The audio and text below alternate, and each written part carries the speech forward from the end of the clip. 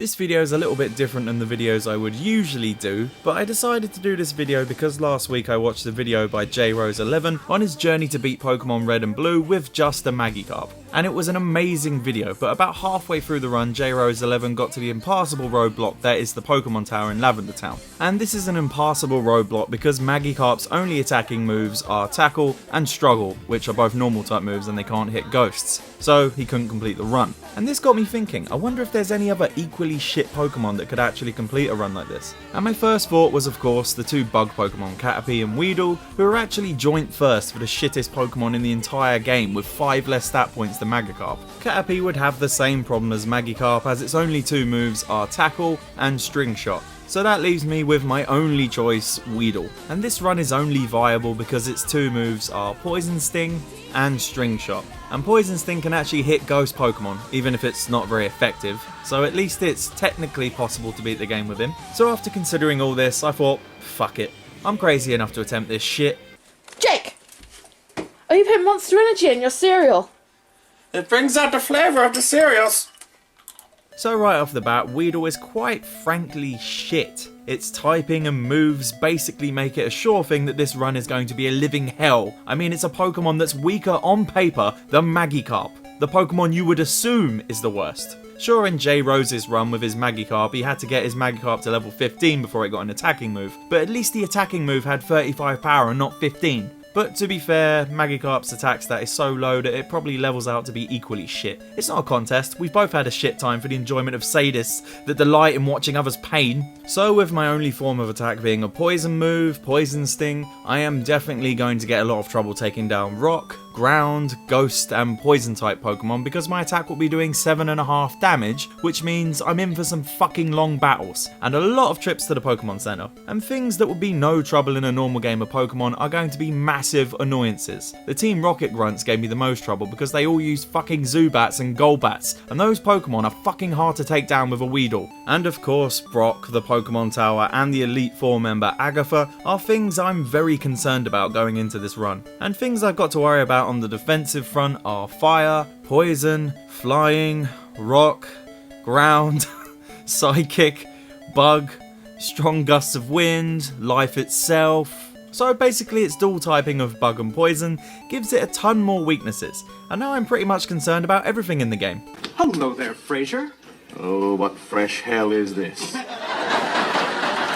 But at least I have a chance to poison people, I guess. Yay. I think you get the idea of how fucked I am on this run. So I'm just going to go over the setup for the run. First off, this is pretty obvious, but I'm only going to be using Weedle in battles. So no switching Pokemon in and out to get rid of confusion and all that jazz. That would make it far too easy, wouldn't it? We don't want that. But I will be using extra Pokemon for HM moves. But they'll just be sitting in my party not doing anything. If Weedle faints, that's it. And in the interest of transparency, I'll be using my Raspberry Pi with a ROM of Pokemon Red that I edited with Pokemon Red and Blue Randomizer, which has an option where you can pick whatever starters you want, because I wanted to be using Weedle for the whole run. Without further ado, let's see if I can beat Pokemon Red with just a Weedle. I am gonna need a lot of this. So I booted up Pokemon Red and started a new game. I called myself, unsurprisingly, Jake, and I called my rival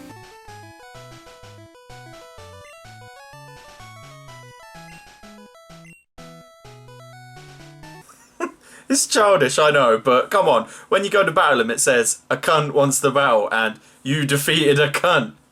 It's fucking genius. But to be honest, you know, the rival is a bit of a cunt. I miss being able to put swear words in for names in the Pokemon games. They don't let you do it anymore. Sad. So after this intro, I go through the usual motions of Pokemon Red. I try to leave town, and Oak takes me back to his lab to get my first Pokemon. And I don't know if this is because of the software I used to make Weedle a starter or not, but when I went to get the Weedle, for some reason Oak says, "So you want the evil Pokemon Weedle?"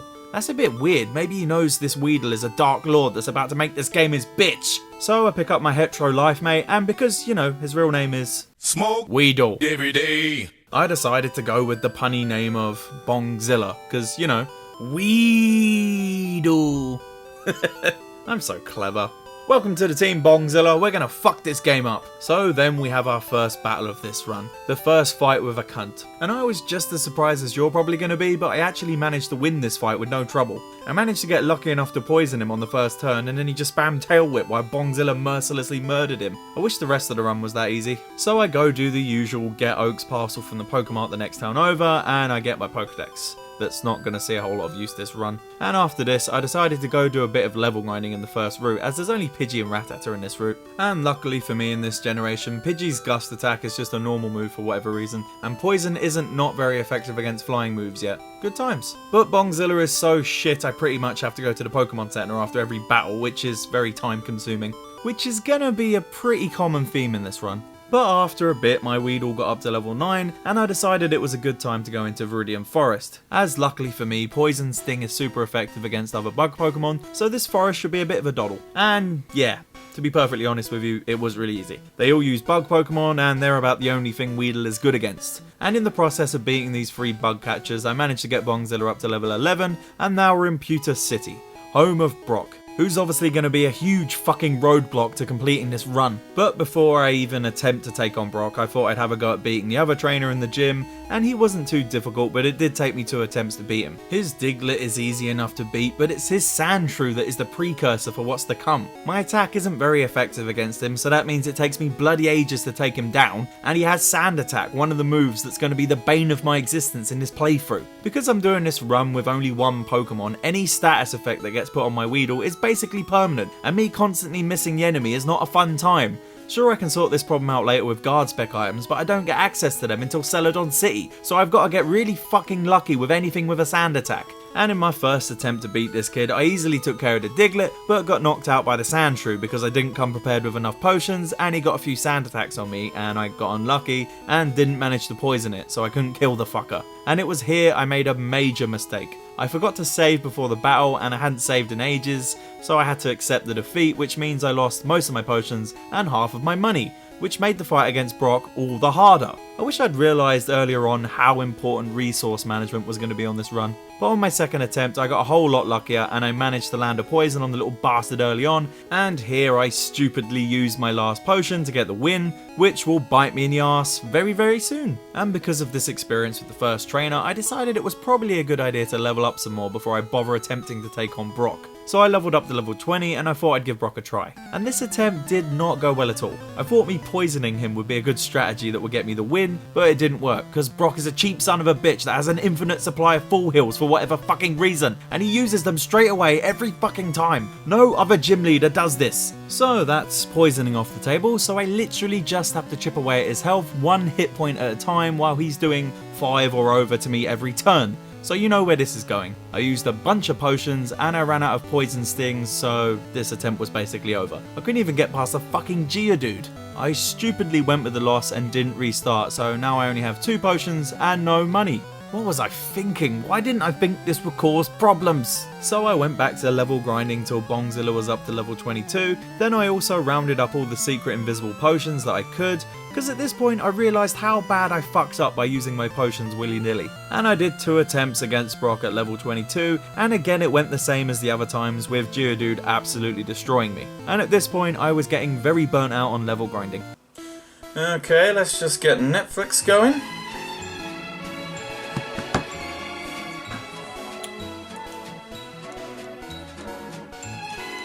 Four hours later!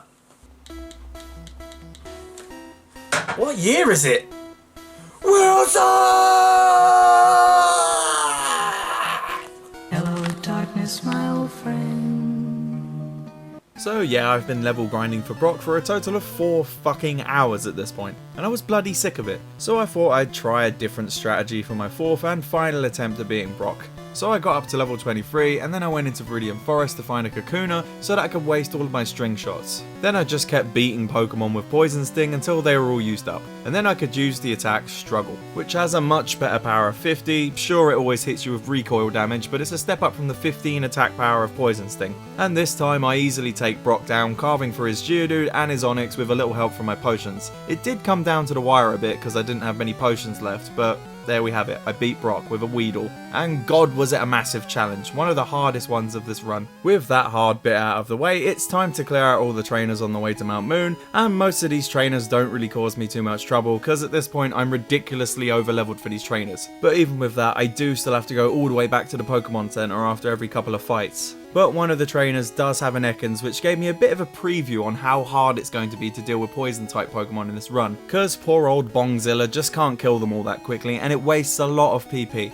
PP. By the time I've cleared out this area, Bongzilla is up to level 25 and I'm ready to go into Mount Moon, which is of course full of things that give Weedle trouble, like Zubats, Geodudes and loads of Hiker trainers that have rock Pokemon. I sense there's going to be a lot of backtracking to the Pokemon Center, which definitely gets old fast when you're trying to clear out a fucking dungeon, because the encounter rate is crazy in this cave. I wish I could waste money on some repels, but you know, we're on a tight budget here. The first trainer in this area that gave me trouble was this Team Rocket Grunt, because he had the team of a Sandshrew, a Rattata and a Zubat, which is quite a deadly combination on this run. The Sandshrew did a good job of blinding me with Sand Attack, which made killing the rest of his team very, very hard. And this Zubat is the first time I saw how easily a whole battle can be basically unwinnable for me because I've got my accuracy lowered. And Zubat just keeps fucking confusing me, which is annoying as fuck. Sure, later I can basically block the whole Sand Attack problem, but trust me, the confusion problem is not going to go away for this whole run. Anything that has confusion causing moves will cause me absolute havoc,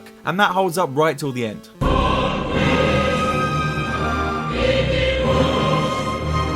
Ugh, not looking forward to that one. But on my second try to beat this Rocket Grunt, I got a lot more luck and I managed to beat him. I tried taking on the first hiker in this cave, which wasn't the smartest of choices because this fight is really hard without me using Struggle, and I didn't fancy going all the way back to Viridian Forest to move waste. In this battle, the Geodudes and Onix took so many poison stings to go down that I actually had to use an ether that I found in the cave to finish off the Onix. If only I knew how much I would need ethers and max ethers later, I wouldn't have wasted and sold them without a care. I honestly didn't realise they were going to be a finite item until it was too late, so basically this is going to bite me in the arse big time later. I should have just skipped this battle. The rest of the trainers didn't cause me nearly as much trouble as these guys, and once I beat the fossil guy, who has two of my favourite Pokemon, Grimer and Coffin, I grab a fossil and finally leave Mount Moon, and now it's time to take on the Nugget Bridge, the Path to Bills, and the second gym leader, Misty. Thankfully, none of this stuff is anywhere near as hard as Brock was, because I'm starting to have Bongzilla miles ahead on levels. He's up to level 27, and now I've got a bit more money for items, which is very helpful. As soon as I got to Cerulean City, I straight away went and battled a cunt again.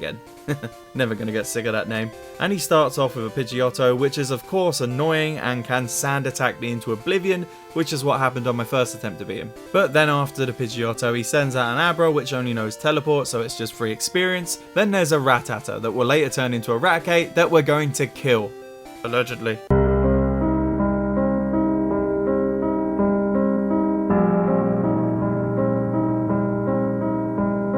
He then finishes with a Squirtle. That's easy enough, and he only got me on this first attempt because I had my accuracy lowered. So instead of healing until I killed him, I decided to reset and try again and hope I got better luck so I could save on items. And on the second attempt I had a bit more luck and I just beat his ass. With a cunt defeated, it's now time to take on the Nugget Bridge, and this was quite easy. There really wasn't that much to cause the almighty Bongzilla much trouble. There was two lasses with Nidoran female, which takes a lot of hits to kill because of its typing, and a youngster with a Zubat and an Ekans, which was of course fucking annoying and kept confusing me. And the Ekans took a while to kill, but luckily it didn't use the broken in this gen wrap that can just continuously hit you while you can't do shit. And the Team Rocket Grunt at the end of course had my two favourite Pokemon, Zubat and Ekans, again, but I got lucky and breezed past him. And that was the Nugget Bridge over with, and now I've got to clear the path on the way to Bill. And there's actually quite a few problem trainers throughout this little tiny section. The first roadblock are these two hikers in this first bit, because they both have annoying rock Pokemon. One of them has a Machop and a Geodude, which isn't exactly unbeatable, but is still a pain in the arse, and the other hiker has an Onix, which as we learned earlier is very hard to take down, and honestly they don't get any easier. You have to beat at least one of them before you can progress, so I was just going to beat one and move on, but I thought fuck it, I might as well beat both of these fools and get the XP for Misty. I tried beating the hiker with the Machop and the Geodude first, as I wanted to beat him without wasting any potions. The Machop is no trouble, but the Geodude can be tricky if you don't get a poison on him early. And in my first two attempts I just got unlucky and didn't get the poison off early enough, but on my last try I managed to kill him without using a single potion. But the hiker with the Onix on the other hand was a whole different story. I beat him the first time, but I had to waste a lot of potions in the process, which isn't exactly great, but it was the only way I was beating this fucker. So with these two beat, it's time to take on the rest of these fuckers, and it's worth worth mentioning at this point that after every trainer battle, I have to take a trip to the Pokemon Center, which is very time consuming and it doesn't get any better. I really should have just caught an Abra at this point so I could teleport back when I need to heal up, which would have made a lot of sense and saved me a lot of time.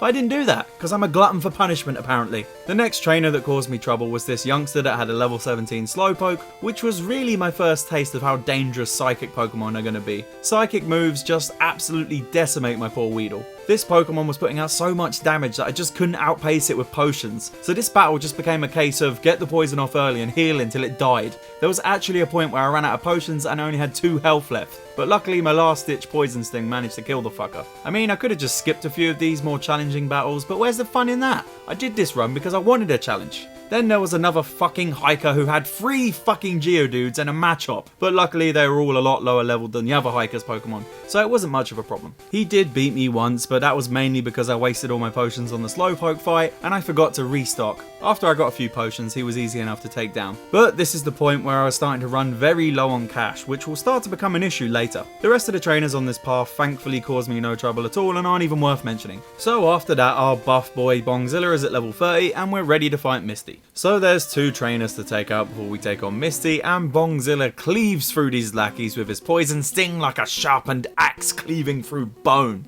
But Misty is a completely different matter. Even though Bongzilla is a full 10 levels above her highest level Pokemon, I'm still not in for an easy time. And this is actually for similar reasons to why the Slowpoke earlier was giving us trouble. Starmie is just outputting so much damage that I can't heal more or equal to what I'm losing with every attack. And the main reason I'm taking so much damage is that Starmie's main attacking moves, like Slowpoke's, are special attacks and not physical attacks. And Weedle's special stat isn't exactly the best. It manages to be worse than its already feeble physical defense stat. And another thing working against me is that in Gen 1 Pokemon, the crit rates of a Pokemon are determined by the base speed stat of a Pokemon. And Starmie just happens to have one of the highest crit rates in the game. It's actually got a 22.46 chance of getting a critical hit, which again makes the luck factor of this battle very high. So basically I've got to A, hope I get off a poison on Starmie early, B, hope Starmie has mercy and doesn't use Bubble Beam enough to kill me, and C, hope I don't take too many critical hits, which isn't going to happen even though the percentage is technically 22.46.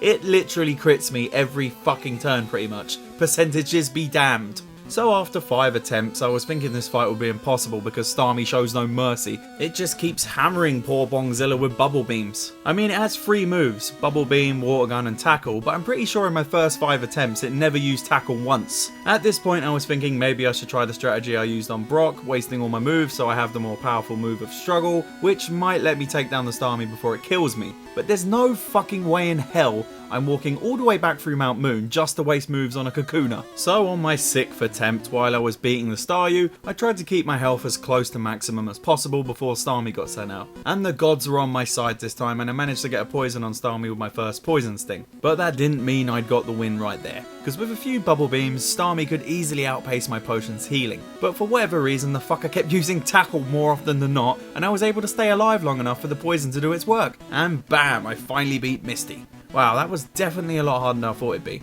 In many ways, that fight was almost as hard as the fight with Brock.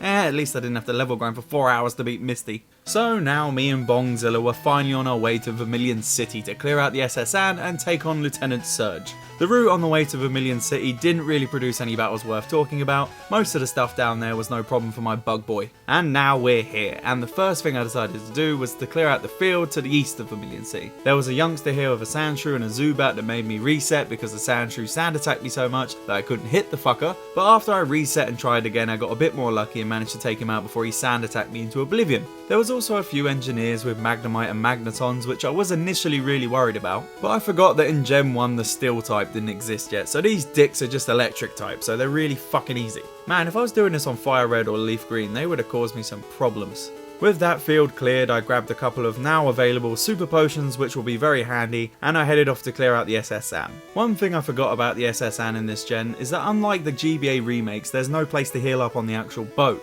So every time I got fucked up in battle, which was every battle, I'd have to walk all the way back to the Pokemon Center in town, which was a bit of a cunt. You know what's on this boat? Sailors. Sawano-san, Hello there, yo. I'm trying to locate some sailors. Yeah, I do know where you can find some sailors. On this fucking boat. And do you know what a lot of the sailors have? Sexually transmitted diseases?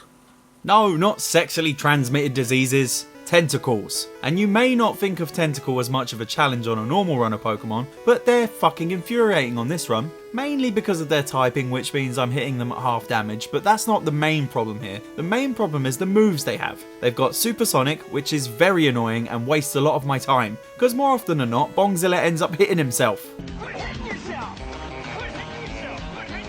But that's not all. He's also equipped with the broken move, Wrap, which I've already gone over, and all of this equates to me wasting a lot of time trying to take down what would usually be an easy battle. I can't even count the amount of potions I had to waste on these motherfuckers, because seemingly every sailor seems to have one. I honestly did waste more potions than I should have on the SSN, mainly because I couldn't be asked to trek back to the Pokemon Center after every single battle. And this was also the point of the game where my item bag started getting full. It's seriously shitty that you can only hold on to 20 items at a time in this gen. I mean, that includes everything, even key items and HMs. And because of this bag fullness, I just started selling pretty much everything every now and again, which would later bite me in the arse because I sold all the ethers and max ethers that I found, which I will get into more ranty, angry detail about later. Anyway, after I've cleared out this tentacle and STD infested SSN, it's time for another fight with a cunt. And this time he's a lot easier because I'm nearly 20 levels higher than anything he's got, with Bongzilla sitting at a swole level 37. The only way this battle could have been hard is if his Pidgeotto managed to fuck up my accuracy beyond repair, but luckily I murdered it before it had the chance to do that, and with him out of the way this fight was... And with that, the SSN is cleared and we go to one of the most controversial bits in Pokemon history.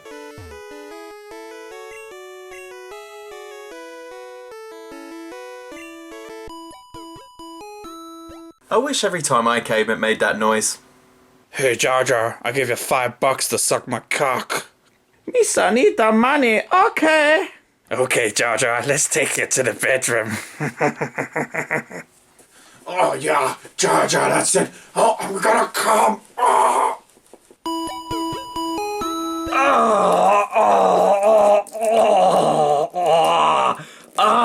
And after that blatant sexual misconduct, we say goodbye to the SSN. So many memories.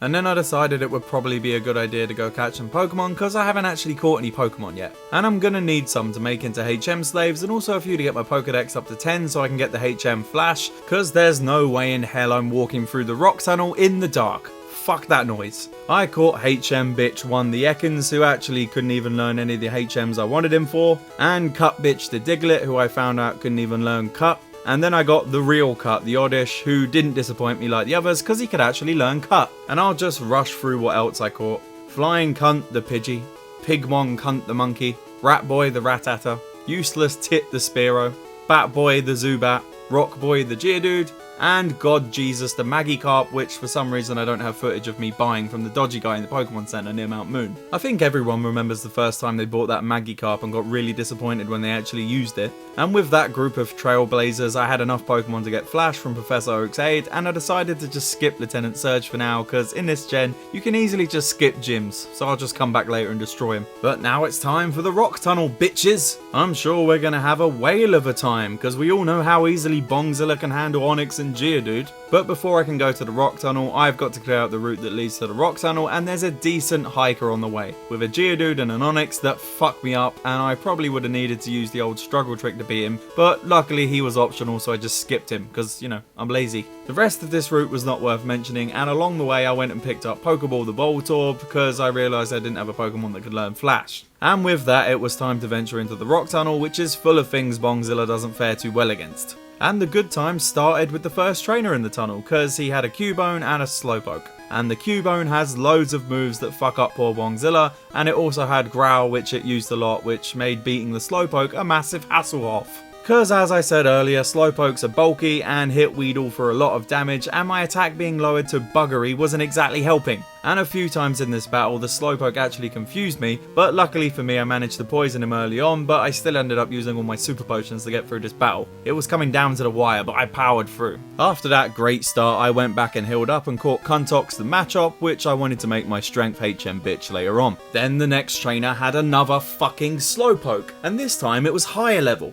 Joy! And I stupidly hadn't restocked my potions, so the Slowpoke mercilessly killed me in a few hits, so I reset, went all the way back to Vermilion City to grab myself 14 super potions. Hopefully that'll be enough to get me through this fucking tunnel. Now with a fresh batch of potions, I took on the Slowpoke, and he was, to be honest, still a bit of a cunt. He was dishing out so much damage, but not enough to outpace my super potions, but I did end up using 3 of them. Then there was also a lot of hikers, and I skipped a good percentage of these guys because I wanted to save my sanity and my items, because I was getting very tired of walking back and forth to the Pokemon Center, because the encounter rate in this cave is mental, and I was having to backtrack a lot. But at this point of the game, most of the hikers' Geodudes just self-destructed on me anyway, which was very helpful. There was this one unavoidable hiker near the end of the cave that had 2 Geodudes and a Graveler that I ended up wasting a lot of potions on, cause he made me wait ages before he self-destructed all of his Pokemon. Seems like a weird strategy to me, but whatever floats your boat, my dude. I actually had to do this fight twice, because on the way back from fighting this guy the first time, I accidentally fought one of the hikers I skipped and had to reset again. When I finally beat this guy a second time, the next trainer had 3 fucking Slowpokes. So I just reset and skipped his ass, cause fuck that. After him there was a few easy trainers, and that was it. After 2 bloody hours I was finally through the Rock Tunnel. There's a few trainers outside the Rock Tunnel, but after what I just went through I really didn't fancy fighting them, so I just beat the easy one near the door and skipped the rest. And I was finally up to Lavender Town. I healed up and restocked my potions, then I headed for Celadon City, and the route on the way to Celadon City didn't cause any issues for Bongzilla, and he smashed through all the trainers down here like a wrecking ball. I mean, what do you expect? At this point he's pretty much double the level of every Pokemon he's fighting against. And with that field cleared, I was finally at Celadon City. And this is where I can finally buy X attacks and X defends, which will definitely help Bongzilla out in some of the harder battles. It's basically like giving my Weedle steroids, because if you can't compete naturally, just take a bunch of steroids, kids.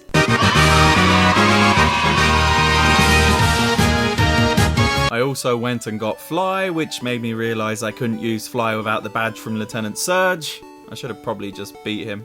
I thought now would be a good time to go storm the rocket base in the gambling den, and I thought this place would be challenging because it's full of rockets that have annoying Zubats, Coffins and Grimers, but I got through most of them with no trouble, and somehow I still have these arrow puzzle things committed to memory, which is nice to know. I love my brain. It can't hold on to anything important, but it will hold on to how to get through a puzzle in a Pokemon game for 19 years. I always hated how you get the key in this area. I remember getting stuck on this for ages as a kid. You have to beat this one nameless rocket grunt and talk to him after you beat him so he drops the key. How would you know to do that? You never talk to people after you beat them in Pokemon games. I've got to admit, a lot of the stuff you have to do in these games is very cryptic. We just don't think it is because we've got it internalized. The only enemy that I found challenging in here was the rocket grunt that's guarding the door that leads to Giovanni. He has an Ekans, a Sandshrew and an Arbok. The Sandshrew just kept bloody sand attacking me and leaving me with fuck all accuracy, which made beating the Arbok a bit of a challenge. But on my second attempt I got a bit more lucky and he didn't sand attack me into oblivion. I know I could have used the guard spec, but I hadn't actually bought any yet. But after this fight I went and bought a bunch of X attacks, X defense and guard specs ready for the fight with Giovanni. And I thought this fight with Giovanni was going to be tough, but it ended up being easy with a little help from my X attacks and my X defense. Sure, the Onyx is always going to be tricky to deal with because of its bulky defense, but once he was out of the way, the Rhyhorn and the Kangaskhan went down surprisingly easy. Man, the guards at the door were harder than Giovanni himself. With him beat, I finally got my hands on the Sylph Scope, so it's time to take a trip to the Pokemon Tower in Lavender Town. When we enter, we of course find a cunt who's there grieving his dead Raticate that Bongzilla brutalised on the SS Anne like a straight up animal. Allegedly. And this time Bongzilla takes down this scrub and his weak ass crew like it was nothing. I didn't even use any X attacks or X defense, I just used the guard spec so his bunghole Pidgeotto couldn't cheap shot me with sand attacks, and the closest thing he got to being a nuisance was with his Kadabra, but I managed to take that out before it did any serious damage. And with that dickhead out of the way, we've got the ghost infested Pokemon Tower to tackle. And this is where J Rose's run ended because Magikarp couldn't hit the ghosts, but we have Poison Sting which can hit them, but not very effectively, and that's great, right? It is great. But ghost Pokemon are fucking unbelievable bastards to fight with a Weedle. For starters, even when a Ghastly is half the level of my Weedle, they'll still barely take any damage from my feeble Poison Sting, which means they take ages to take down, and to add insult to injury, they can't get fucking poisoned. And while you're trying to kill them, they'll be spamming their annoying trolly moves like Confuse Ray, Lick, Hypnosis and Nightshade. These moves mean you'll be constantly in a state of paralysis and sleep while you're hitting yourself in confusion and getting fucked up by Nightshade, which does the same amount of damage as the Pokemon using its level. So any fight with one of the Ghastly line in this run can be deadly and can waste a whole lot of your time and your supplies, and it's infuriating. It gets worse later when we get to Agatha. Oh, you wait and see the trouble that bitch puts me through. My best strategy to get through the Pokemon Tower without ripping my hair out was only to fight the trainers that were unavoidable, because A, I wanted to save my sanity that was draining rapidly, and B, save myself from using items up. I never thought the ghost Pokemon would be the hardest part of this run, but I worked my way through the Pokemon Tower only fighting unavoidable fights, and I beat Marowak and saved Mr. Fuji, and that's that living nightmare over with. And now I have the Poker Flute to move the Snorlaxes with. But before we move any Snorlax, I thought it would be a good idea to take on the all-female Grass Gym. Yeah, baby! Yeah. Gotta love that pervert guy outside the gym, such a beautiful Japanese touch. Mwah. Luckily this gym didn't really cause our buff bug boy too many problems typing wise. Sure, they did like to put him asleep and paralyse him a lot, but that's nothing compared to the horrors I just faced in that Pokemon Tower. There was a few times where they kept putting me to sleep and I kept waking Bongzilla up with the Poker Flute over and over again, which was really annoying.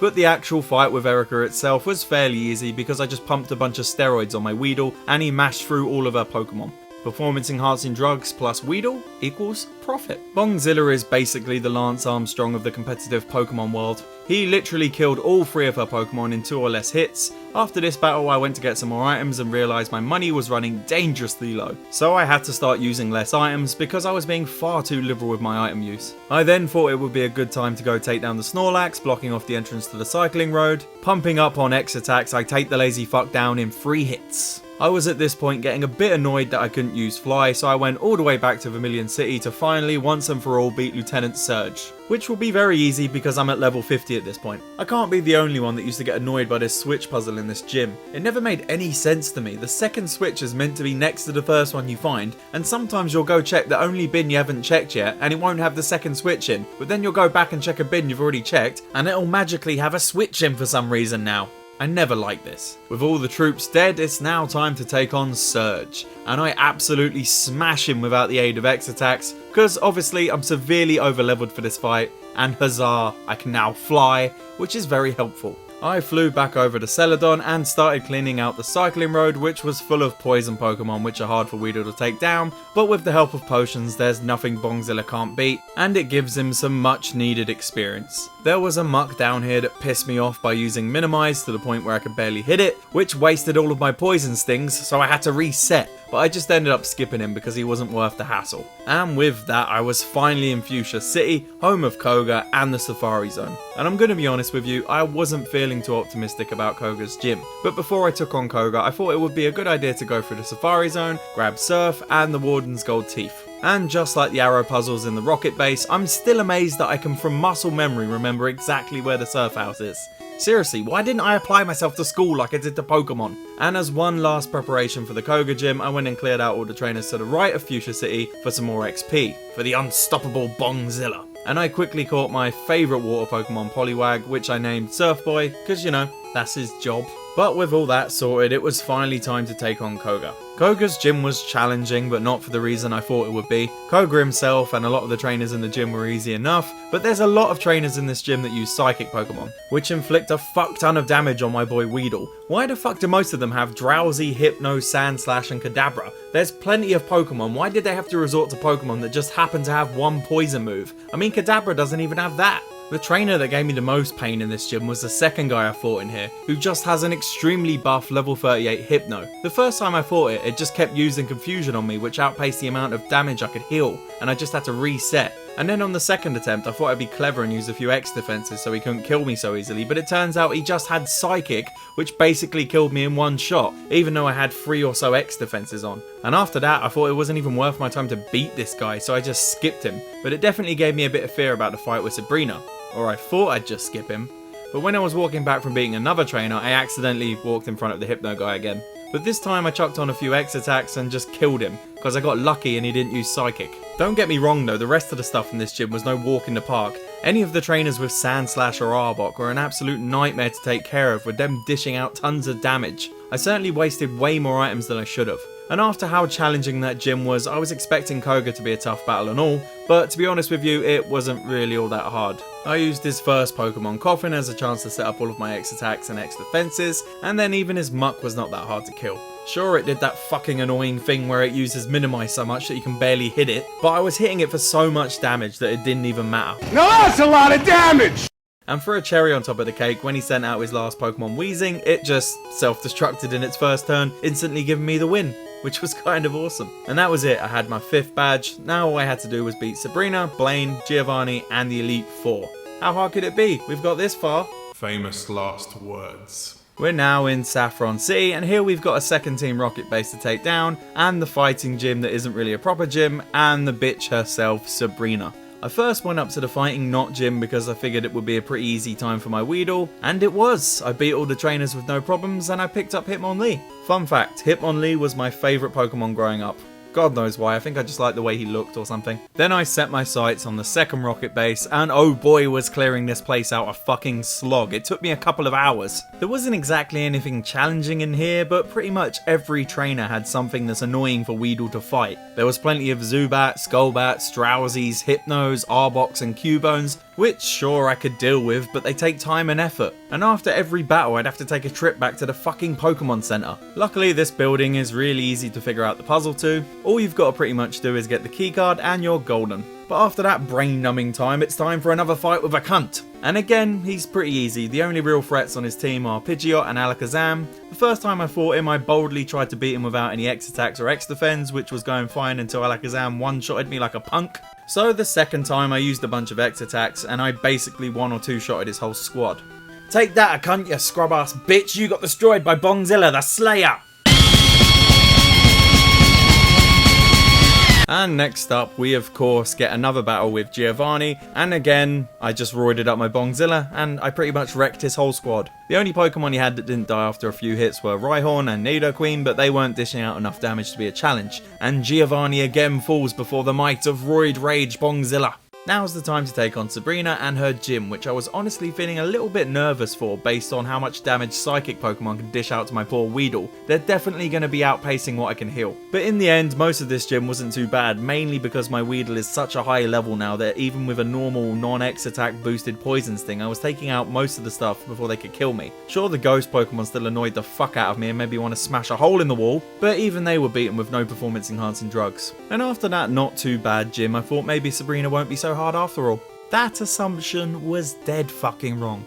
And let me tell you why. Sabrina's Pokemon do so much damage to my Weedle that even with healing, the only way I'm going to get past her first Pokemon Kadabra is by two-shotting it with no performance enhancing drugs, because I won't get enough time to use them before he murders me. So my first attempt was literally me getting hit, and then healing until I got critted by him, which one-shotted me. And at that point, I'd actually managed to get a few X defends in, and no, it didn't save me. So at this point, I was thinking, fuck, this might be the run over here, because I'm sure as hell not going to level up my Weedle, as that would probably take me tens of hours and it still might not be enough. So being defensive was out of the question, so I obviously had to go all out attack and find a way to kill that Kadabra in 2 turns. So obviously the only way I'm going to kill this Kadabra in 2 attacks is with struggle, so it was time to once again go back to Viridian Forest and waste all of my moves. And with all my moves wasted, I headed back for my second attempt, and this time, by the luck of the gods, I actually managed to take down the Kadabra in one shot, which got me to her second Pokemon, Mr. Mime, who doesn't really pose that much of a threat.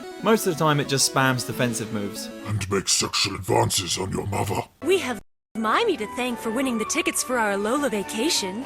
Thanks very much, Mimey.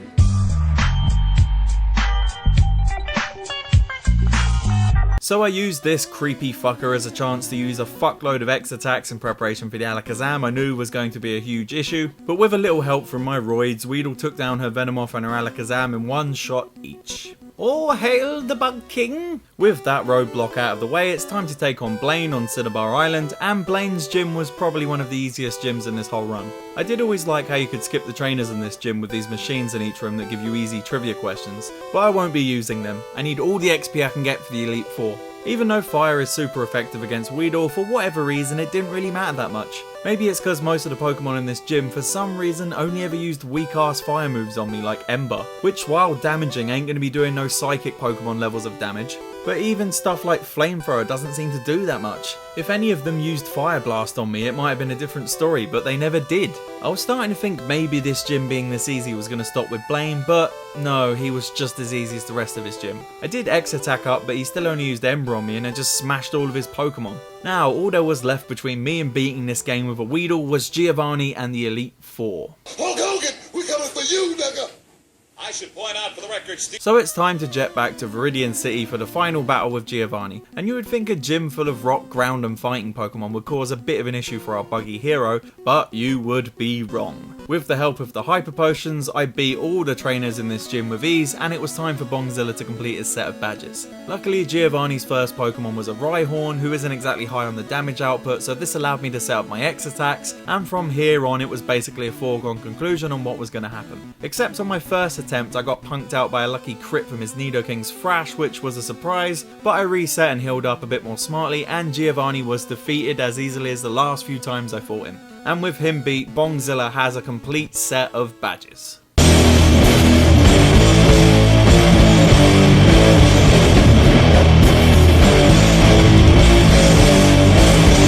And now it's time for the hardest bit of this run, the Elite Four. But first we've got to take on a cunt for the second to last time, and he's got the same Pokemon as he did last time except for a Rhyhorn that he's added, and it's pretty much still an easy fight. Sure, I had to do this fight twice because I didn't use enough X attacks and his Alakazam bitch slapped me with Psychic, but the second time with the right amount of steroids I took him out with no problems at all. With that cunt beaten, we have to make our way through the Victory Road, which I always hated as a kid and I still hate as an adult. I have a lot of this game memorized, but I always forget how to get through the cunting Victory Road. So this is one part of the game where I actually used the guide to save me time. I mean, I've already put 37 hours into this run, I deserve some mercy. Even with the guide, the victory road isn't exactly a fun time because the thing is full of shit that Weedle does not like, and I have to backtrack a ludicrously long length back to the Pokemon Center after pretty much every fucking battle, which makes a thing I already hate and think is a massive slog into even more of a massive slog. And every time I leave and come back, I of course have to do these bloody boulder puzzles all over again, which is about as much fun as shoving a cactus up my ass. So in summation, I really hate the victory road, and I definitely hate it even more when all I have is a fucking Weedle. And after I got out of that,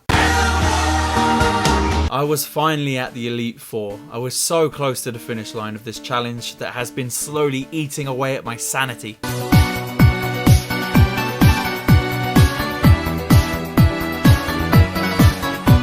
But little would I know the horrors that awaited me. I honestly had no idea how hard the Elite Four was really going to be. I saved up before I bought all my supplies for the Elite Four because at this point I barely had any money left, so I wanted to make sure that later on I could have the option to change my items if I needed to. With all my potions and X attacks bought, it was now time to take on the Elite Four, and oh boy, what a challenge this was. Even harder than Brock and Misty. The Elite Four starts off easily enough with Lorelei, the Ice Elite Four member, and she has a Dugong, Cloyster, Slowbro, Jinx and a Lapras, which ain't a bad little squad, but for whatever reason her first Pokemon Dugong just seems to spam rest and it barely ever attacks, so this gives me plenty of time to set up my X attacks so I can just cut through a team. The only thing I had to be careful with was the Lapras, as sometimes with a lucky crit it could take my Weedle out, but other than that Lorelei is a very easy start. And next up is Bruno, the rock and fighting type guy who has 2 Onix, Hitmonchan, Hitmonlee and Machamp. Man, there's a lot of my Gen 1 favourites in there. And as with Lorelei, Bruno's first Pokemon Onix is very easy for me to set up on. He does have some moves that can fuck up Bongzilla, but when he starts using Rage, that's it really. It does fuck all damage, and it allows me to set up my X attacks and X defense. The 2 Onix still take ages to take down, but once they use Rage they're pretty much harmless, and it's just a waiting game once you poison them.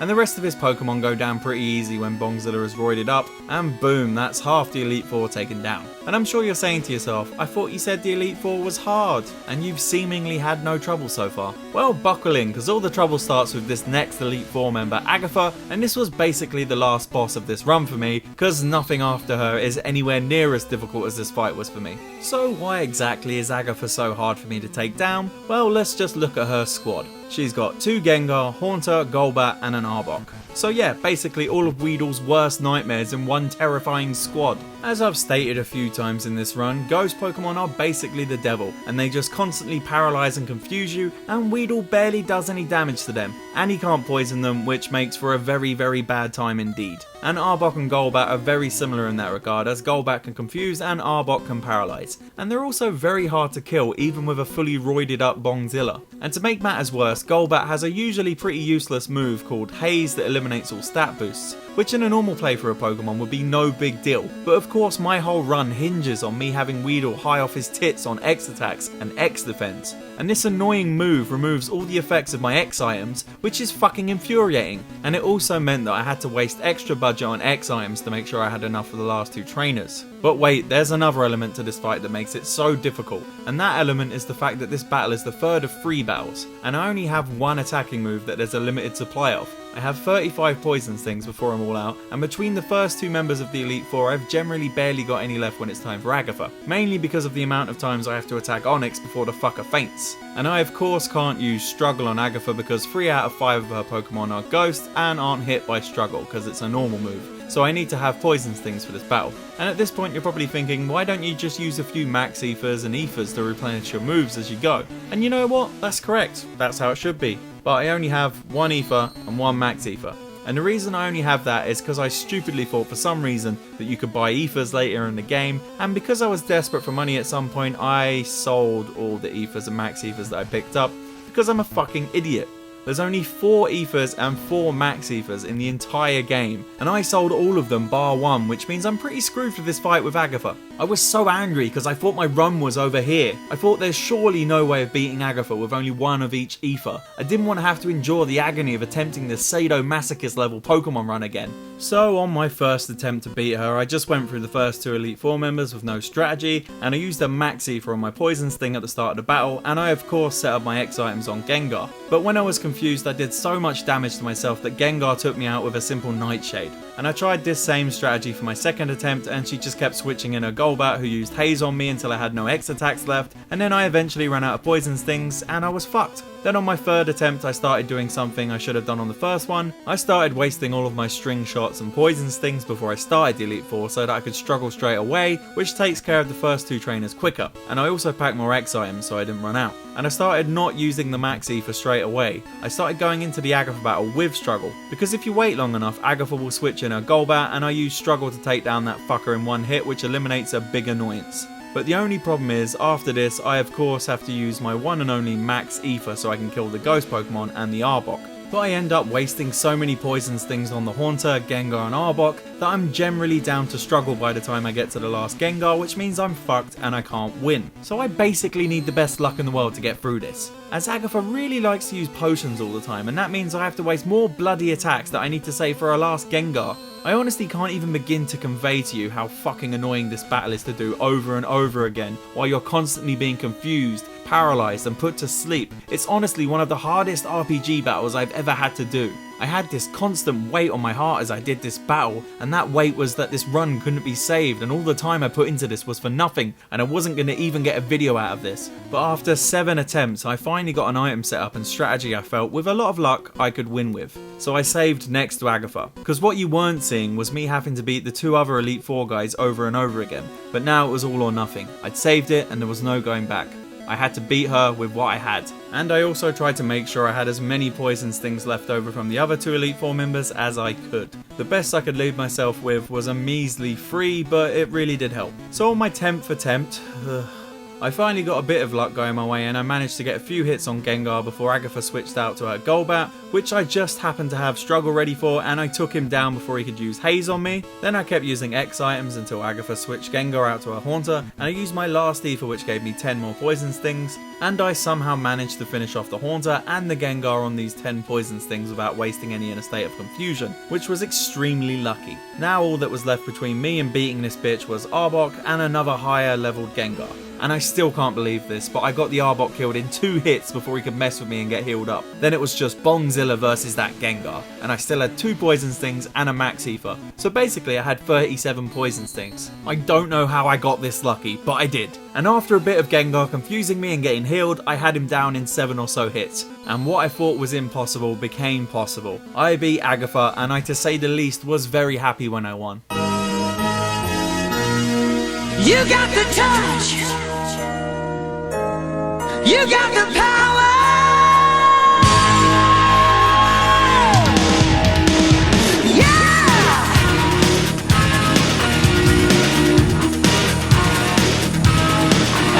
I almost wish I could end the video there with that epic battle, but there is of course 2 more trainers to beat before I can crown Bongzilla the champion. And they're both pushovers compared to Agatha. Lance was a bit hard to set up X items on because his first Pokemon is Gyarados, who can definitely dish out some damage, but there's nothing Hyper Potions can't fix. And once I've used the max amount of X attacks and defenses, my little Weedle that could smashes through his whole team with no trouble. And then it's time for the final showdown with a cunt. And he has the same Pokemon as the last time I fought him, except they're all fully evolved now, and like with Lance, his first Pokemon Pidgeot is quite hard to set up on. But once I'm all set up, Bongzilla destroys all of his Pokemon in a few hits, like the ravaged wild animal he is. And there we go, I beat the whole of Pokemon Red with just a Weedle. And then we get the Hall of Fame. God, I'm so proud of my little Bongzilla. Well done, buddy, you showed them.